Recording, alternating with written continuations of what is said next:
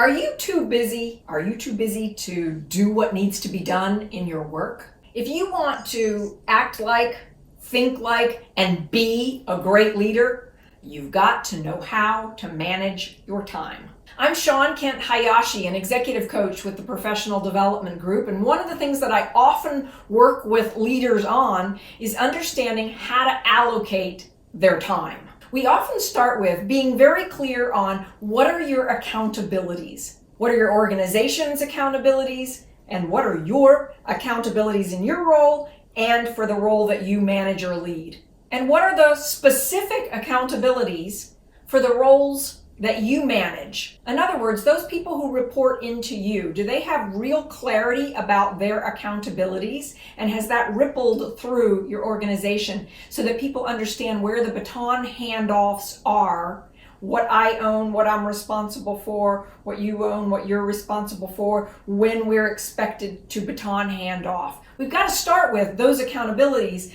to know how to allocate our time. We all have 168 hours in our week. Nobody gets more, but we've got to be clear in ourselves on how do I want to allocate my 168 hours in order to meet the needs of my accountabilities. We need to look at what are the different roles that I have in my life and how and where do I want to fit those roles into my 168 hours. I'm a big believer. I need at least 8 hours of rest a day. So I start there. I build that in. 10 to 6, I'm resting.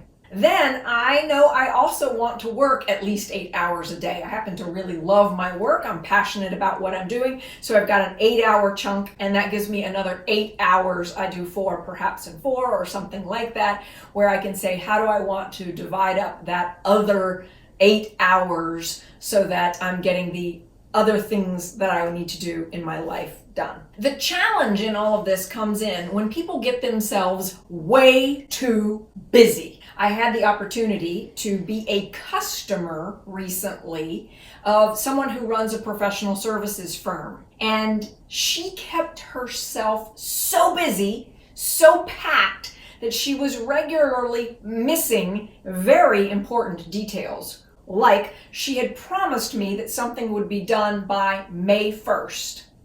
Around May 10th, when she was calling, I was excited because I thought that meant it was done. On May 10th, she told me she hadn't even begun what we had discussed in early January. This is an example of somebody who's keeping herself too busy. So red flag waving.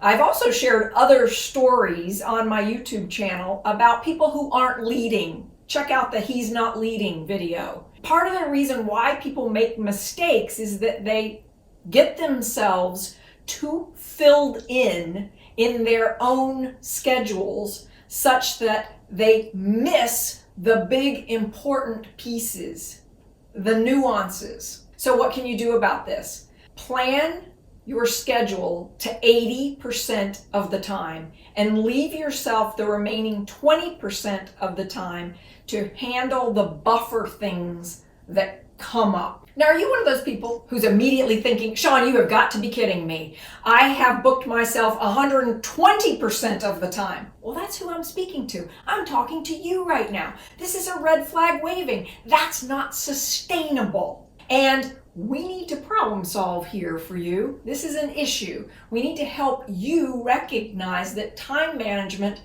is an issue for you.